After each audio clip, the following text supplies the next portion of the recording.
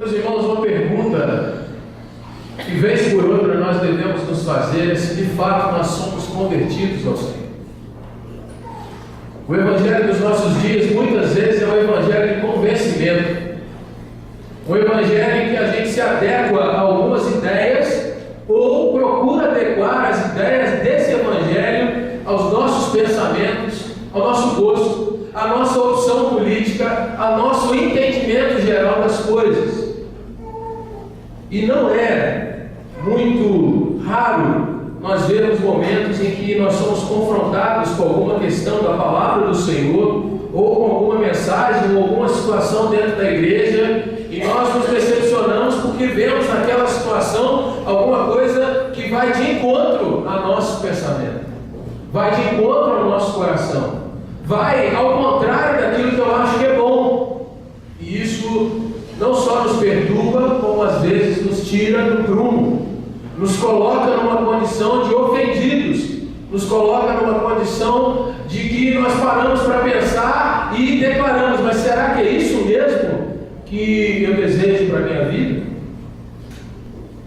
E eu quero compartilhar com você nessa noite um parâmetro sob 3 perspectivas, para que nós venhamos, ao final dessa palavra, trazer ao nosso coração se de fato nós temos caminhado em obediência e respondendo afirmativamente ao que Jesus nos convida, nos chama, nos ordena para que nós venhamos a viver, ou se nós precisamos de fato ter no nosso coração mais de trabalho, mais de mudança, mais de conversão genuína ao Senhor.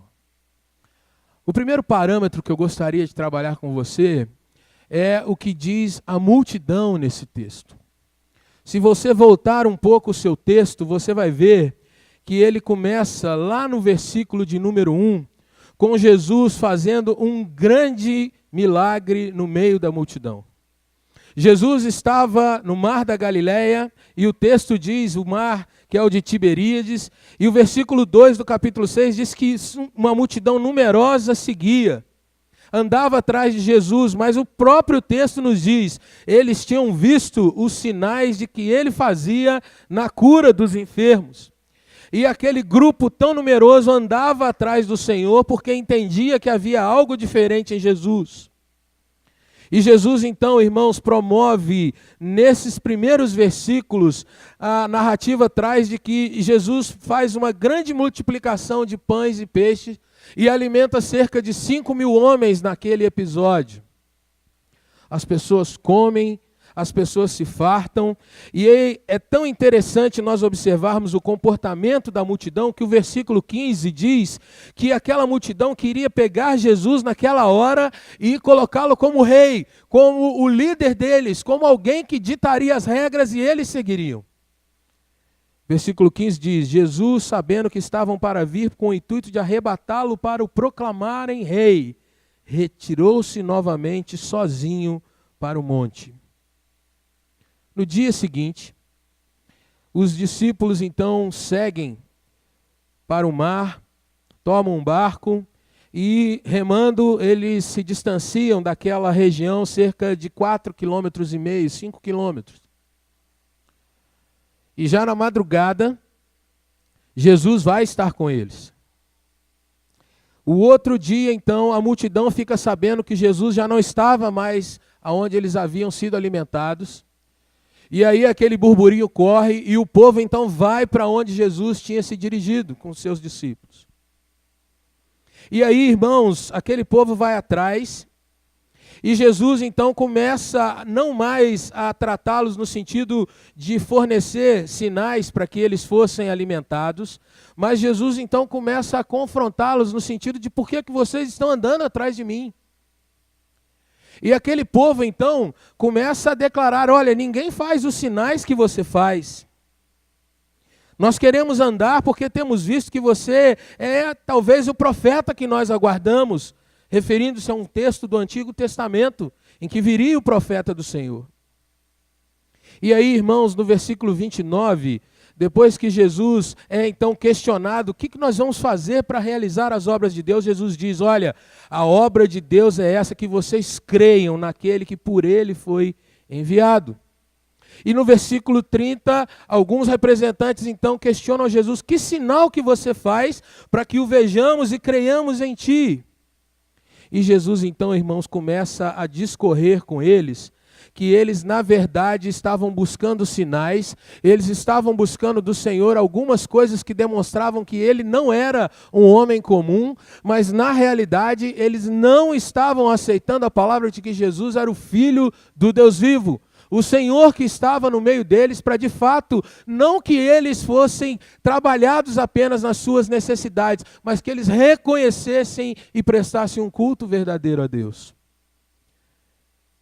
Versículo 36 diz: eu já vos disse, e vocês, embora me tenhais visto, não credes.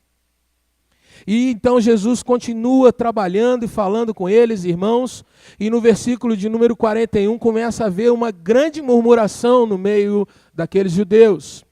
Jesus não abaixa o padrão, ele continua falando: olha, eu sou o pão vivo que desceu do céu, se alguém dele comer, viverá eternamente. E o pão que eu darei pela vida do mundo é a minha carne. Ou seja, é preciso que de fato vocês passem por mim para que tenham acesso à presença do Deus vivo.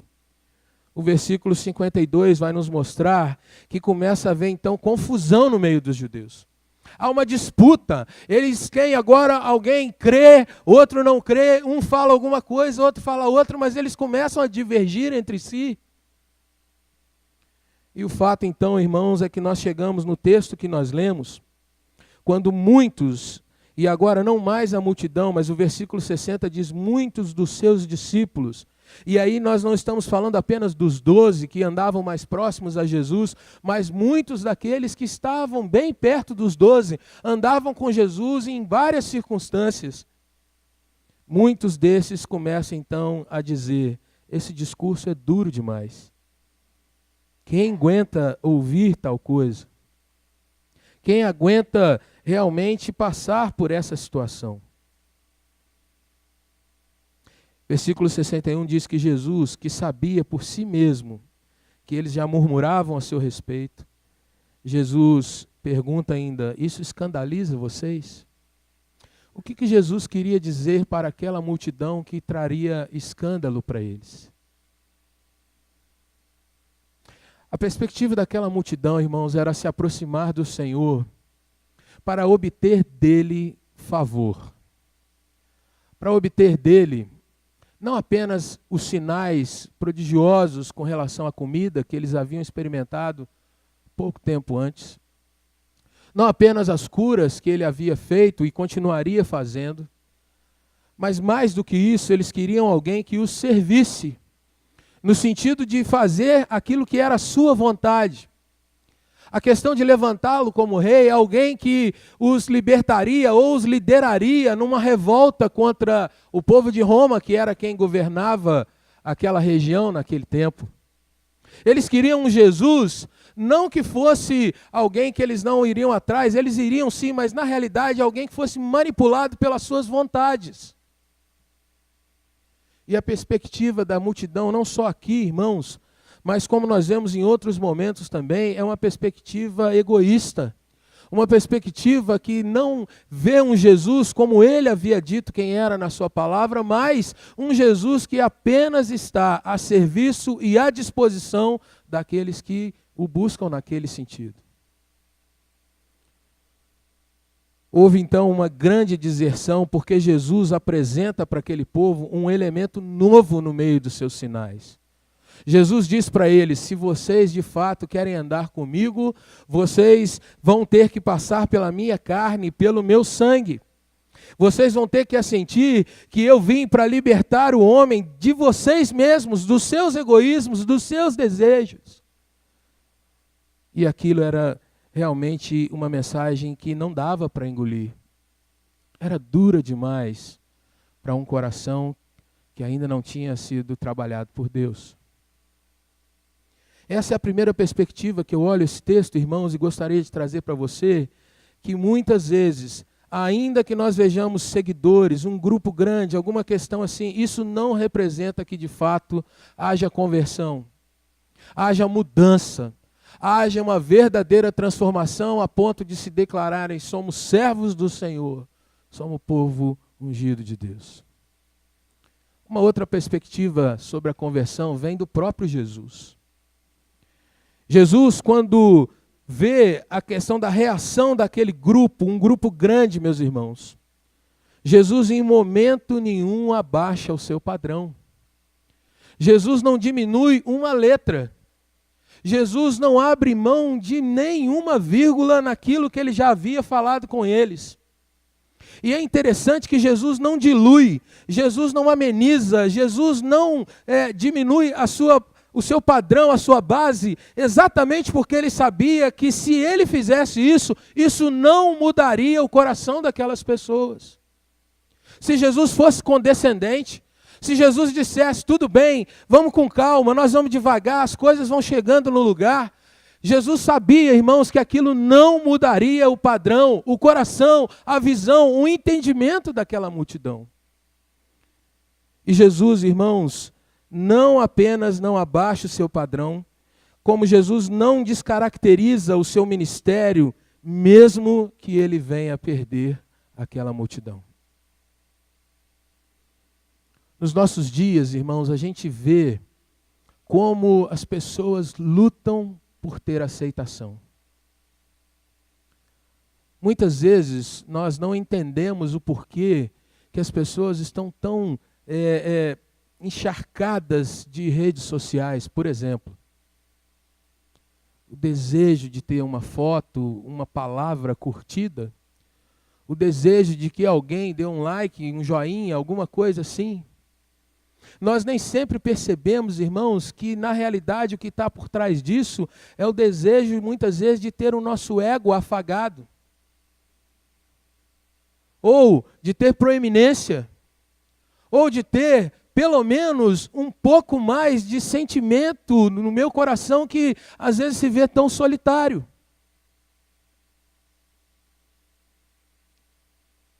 E Jesus, naquele dia, ele não se vê como alguém que necessitava do carinho, do afeto da multidão.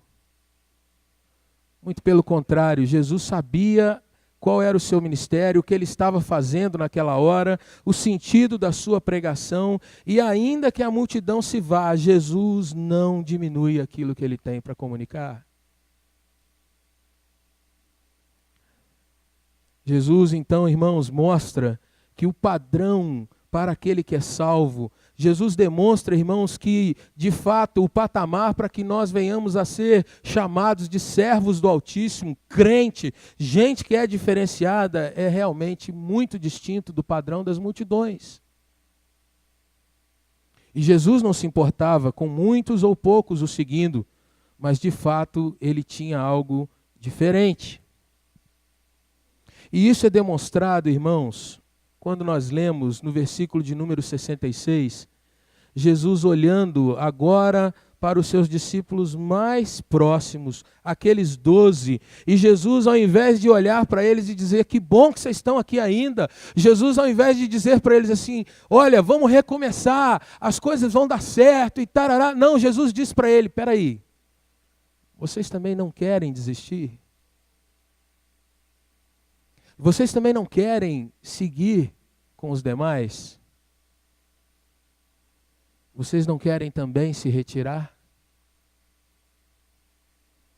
E a terceira perspectiva, então, irmãos, da questão de conversão, que eu aprendo, que eu observo nesse texto, vem na resposta que é dada a Jesus. O texto nos diz, irmãos, que Pedro, que era geralmente o discípulo que tomava a frente dos demais na hora de responder, de comentar, de trazer alguma palavra, Pedro então se volta para Jesus Cristo e ele mostra em primeiro lugar um contraste entre o que havia no seu coração, na sua mente, e o que havia no coração da multidão naquela hora. Jesus pergunta para ele: vocês não querem se retirar também? E Pedro diz: Senhor, para onde nós iremos? E eu aprendo, irmãos, nessa pergunta que Pedro está dizendo para o Senhor: Senhor, o que vai trazer para nós acompanhar essa multidão? Qual é o final desse abandono? O que vai resultar em virar as costas para Ti e ir seguir a vida com outras coisas? Senhor, para onde nós iremos? E aqui, irmãos, eu paro para pensar que realmente aquele apóstolo do Senhor, aquele discípulo do Senhor, ele tem uma visão que andar atrás da multidão, meus irmãos, pode até ajudar em um certo momento, em uma certa iniciativa, num primeiro período, mas não vai trazer alguma coisa efetivamente falando a longo prazo. Pedro diz: Senhor, para onde iremos? Para quem iremos? O que vai ocupar o nosso pensamento, Senhor? E aí então, irmãos, ele começa a confessar diante do Senhor aquilo que eu e você deveríamos ter sempre no coração, na mente, na nossa vida diária, que de fato vai demonstrar que nós temos sido e somos convertidos ao Senhor. Jesus, quando está discursando para aquela multidão, ele diz: se vocês de fato querem me seguir, vocês devem fazer isso nos meus termos, não nos termos de vocês. Se vocês de fato querem andar comigo, vocês têm que aprender a comer a minha carne, ou seja, levar consigo tudo aquilo que representa a minha morte. Vocês devem beber o meu sangue, tudo aquilo que representa uma aliança com Deus vivo. Porque há regras, porque há de fato um contrato de vida sendo assinado. E Pedro, irmãos, quando ele diz: Senhor, para quem iremos? Ele diz assim: Senhor, a tua palavra é desafiadora demais. A tua palavra, Senhor, ela de fato não é fácil. E ela traz até mesmo constrangimento ao nosso coração. Mas, Senhor, o que é o contrário disso? Senhor, se não for para andar contigo, o que será do nosso futuro? Porque ainda que seja difícil, porque ainda que seja duro, porque ainda que seja negar aos meus desejos, aos meus sonhos muitas vezes, Senhor, eu sei que nas tuas palavras é que eu vou chegar até aquilo que há de mais íntimo, mais profundo dentro do meu coração. Só o Senhor tem as palavras de vida eterna. Meus irmãos, muitas vezes nós vemos que o povo tem se desviado de responder essas questões. Quem sou eu de fato? Para onde a minha vida está caminhando? Para onde vai o meu futuro? E normalmente, meus irmãos, o que nós vemos é que a cada dia as pessoas se cercam de mais e mais e mais coisas que impedem que elas se confrontem com essa pergunta. Cada vez mais é diversão. Cada vez mais é uma questão da gente tentar valorizar alguma coisa no sentido de nos agarrarmos em algo, mas que a gente sabe que não responde aquelas questões mais íntimas. O que vai ser de mim? O que vai ser depois, quando passar esse tempo que eu tenho na terra? E Pedro, ele vê que a multidão estava interessada em algo que lhe fosse realmente temporal, passageiro, físico. Mas ele diz: Senhor, tu tens palavras de vida que vai além da vida, que vai além desse momento aqui, que vai além, Senhor, de tudo aquilo que as pessoas acham que é o mais importante. Na realidade, tu tens a palavra que vai me levar para a eternidade, que o Senhor mesmo já me disse qual é. Tua palavra é um desafio, mas é a tua palavra que vai nos levar para a eternidade em vitória. Irmãos, quando nós perguntamos hoje em dia se as pessoas são convertidas, Na realidade, a pergunta não é se elas têm um ministério na igreja. A pergunta não é se elas têm apenas dado o seu dízimo, contribuído para a igreja. A pergunta não é se ela cumprimenta o meu irmão com uma paz, com um abraço, com um aperto de mão. Mas a pergunta é, convertido, você tem certeza para a caminhada da qual a sua vida está indo? Você tem realmente entendimento para onde a sua vida está caminhando? Havia um corinho que nós cantávamos alguns tempos atrás, é aquele que diz assim: se o teu coração parar de bater agora, se você for embora, para onde você vai? E quando eu olho esse cântico pela perspectiva da multidão, a gente canta o restante realmente celebrando, brincando, vibrando, mas a gente vê, irmãos, que muitos, quando são confrontados com uma perspectiva de fato de eternidade, eles não têm essa paz no coração para dizer: se o meu coração parar de bater agora, eu vou tê-lo batendo de novo na eternidade com meu Deus. A multidão tem perdido a perspectiva, meus irmãos, da realidade, com Deus ou sem Deus. As igrejas pouco falam hoje de céu ou inferno. As igrejas têm um medo de que sejam esvaziadas quando pregam uma palavra que diz: se você não entregar sua vida ao Senhor, sua vida está perdida. E ai do pastor que insiste nisso. Mas o apóstolo do Senhor disse: Deus, minha vida está nas tuas mãos. E ele vai desenvolver isso, irmãos, com duas frases extremamente lindas. Ele vai dizer: Jesus, nós temos crido. É a sua experiência do coração. É a sua experiência de saber que em Jesus ele pode depositar a sua esperança. É a sua experiência de sentimento, de poder ter um afago, um abraço, o cuidado de Deus, a presença do Senhor em todas as coisas. O apóstolo diz: nós temos crido, Senhor. Ou seja, a minha mente, Senhor, sabe que pode confiar em Ti, porque o Senhor não mente na Tua palavra. O meu coração, Deus, ainda que tenha esse desafio tão grande,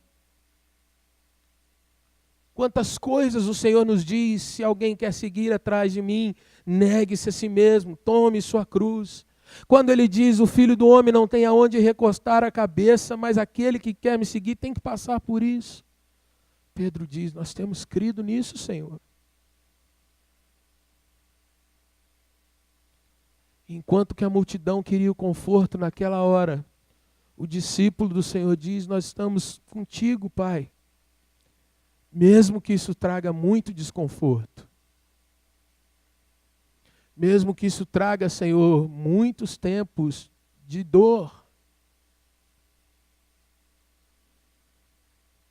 Nosso coração sabe que Tu és o Cristo. Nosso coração, Deus, repousa de fato nessa expectativa, nessa esperança. E o discípulo do Senhor dos nossos dias, irmãos, ele precisa olhar para onde o mundo está remando e saber que o seu caminho é exatamente o contrário daquilo ali. E a segunda frase que Pedro complementa vai mostrar que ele não só trazia aquilo no seu sentimento, no seu coração, mas ele também mostra, irmãos, que doutrinariamente a cada dia ele se alimentava de Cristo. O texto diz: temos conhecido que Tu és o Santo de Deus.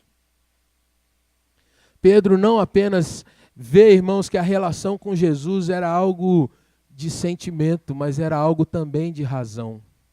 Era algo que a cada dia ele podia se levantar e olhar para o dia criado e dizer: Jesus, louvado seja o Teu nome. Mas era também saber que ele poderia conhecer, e eles tinham a palavra do Senhor, a Torá, eles tinham a lei, eles tinham os profetas, e em tudo eles viam a figura de Jesus que foi prometida, agora sendo revelada diante deles. era conteúdo doutrinário, era realmente o Cristo bíblico. Eles iam conhecendo que a identidade daquele que estava à frente deles é a identidade do Filho do Deus vivo.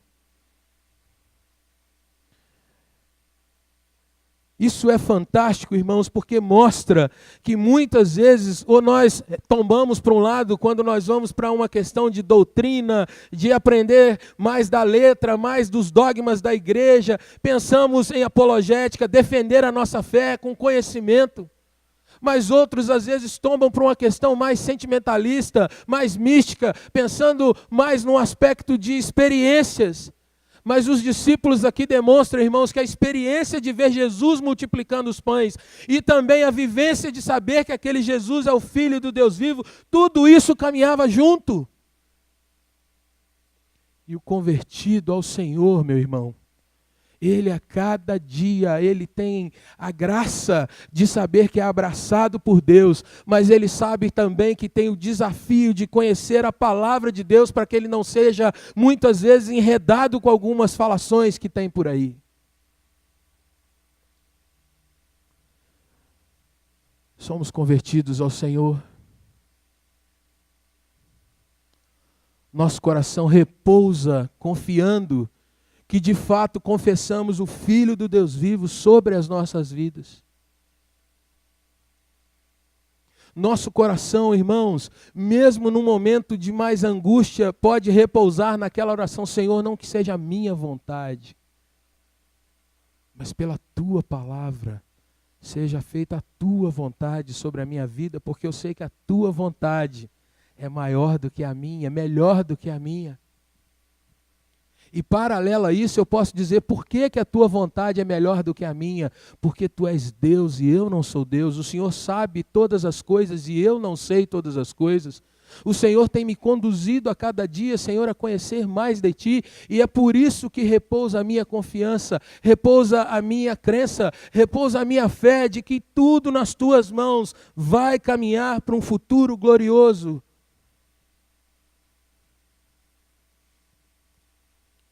Tu és o Santo de Deus.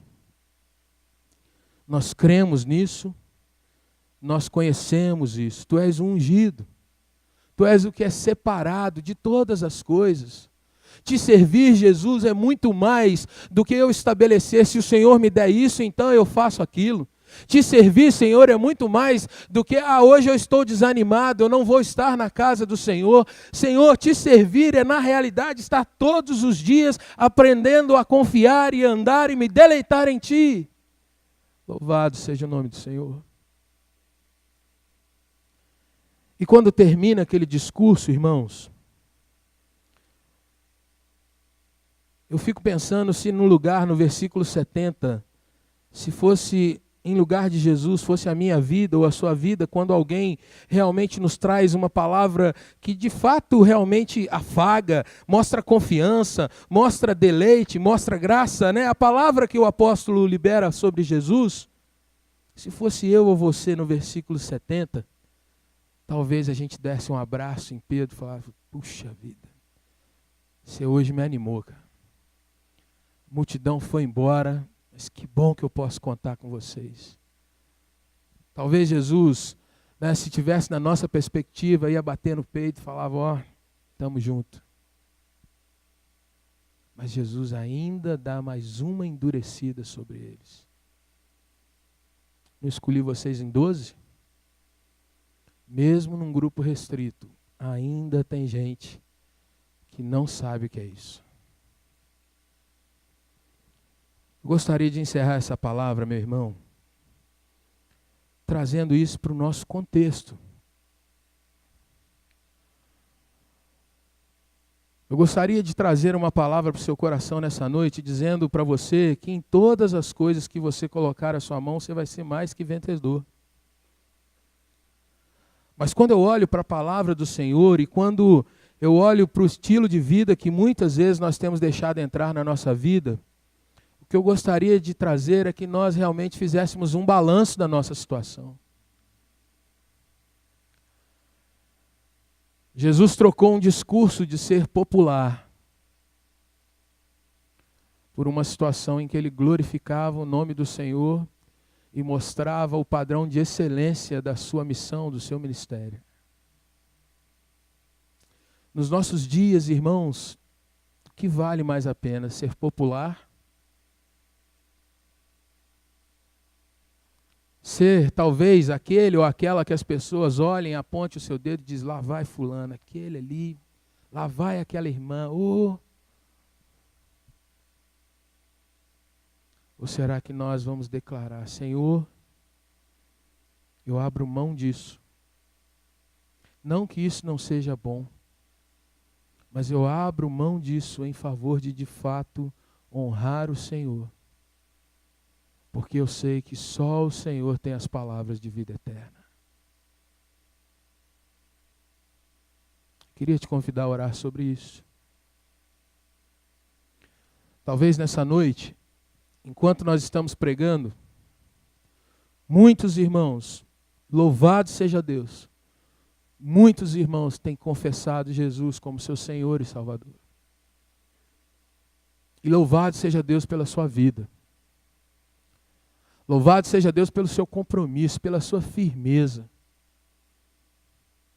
E que Deus faça que isso a cada dia seja mais forte, mais profundo. Que você tenha deleite na palavra do Senhor a cada dia mais e veja que o Senhor luta as suas lutas contigo. Mas é possível que nessa noite nós tenhamos pessoas com dúvidas sobre a sua vida com Deus. E quando Jesus estava falando com aquela multidão, ele diz assim, de fato, todo aquele que o Pai me der, esse virá a mim. E todo aquele que vem a mim, de modo nenhum o lançarei fora. E isso traz para o meu coração muita esperança, porque se você tem visto que a sua vida tem estado aquém da palavra do Senhor, o Senhor não vai te rejeitar se você hoje, nessa hora, realmente buscar firmar um compromisso com Ele, dizer, Senhor, toma a minha vida. E aquilo que o Senhor sonha para mim, me ajude para que eu seja isso, porque eu sei que é só em Ti que eu vou encontrar essa força. Irmãos, o fantástico do Evangelho é que Deus sabe que nós não somos capazes. O fantástico do Evangelho é que Jesus sabe a nossa fraqueza. O lindo do Evangelho é que Ele nos toma pela mão e fala, você quer? Venha! E Ele nos torna nova criatura. Ele nos faz andar de forma altaneira. O fantástico do Evangelho é que não tem aquele pastor que é um santarrão, não tem aquele irmão que fica acima dos montes, mas o fantástico do Evangelho é que Deus nos toma pela mão. E Ele quer fazer isso contigo nessa noite. Ele quer fazer isso comigo nessa noite. E o Senhor está te convidando a você de fato assumir uma confissão que seja digna dele, Jesus. Talvez você tenha ouvido e tenha ouvido pregação após pregação. Mas quando a multidão fala, às vezes a multidão tem falado mais alto que a palavra do Senhor. E eu queria te convidar a baixar sua fronte e falar com Deus nessa hora. Não sou eu que tenho poder para mudar o seu coração. Não sou eu que tenho poder para mudar a sua história. Mas eu gostaria de convidar você a pensar que se Jesus estiver agora falando com você, o que você vai responder para Ele? E eu queria convidar você a orar, pedir que o Senhor realmente manifeste no teu coração a realidade de uma confissão sincera de que Ele é Deus na sua vida. Para quem iremos? Tu tens as palavras de vida eterna. E nós temos visto e temos aprendido que Tu és o Santo de Deus.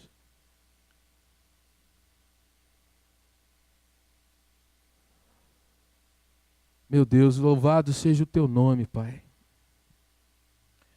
E o que eu quero te pedir nessa hora, Senhor, é que o Senhor esteja ouvindo cada oração que se levanta diante de Ti, Pai. Senhor, sonda os nossos corações, Pai. Espírito Santo de Deus, manifesta a Tua graça, Teu poder, Senhor. E arranca de nós, ó Deus, tudo aquilo que é a voz da multidão. Tudo aquilo, ó Deus, que é o costume, é o politicamente correto, é a visão do partido que eu gosto, é, ó Deus, talvez o que os meus amigos me dizem. Senhor, arranca a voz que não vem do Senhor, Pai.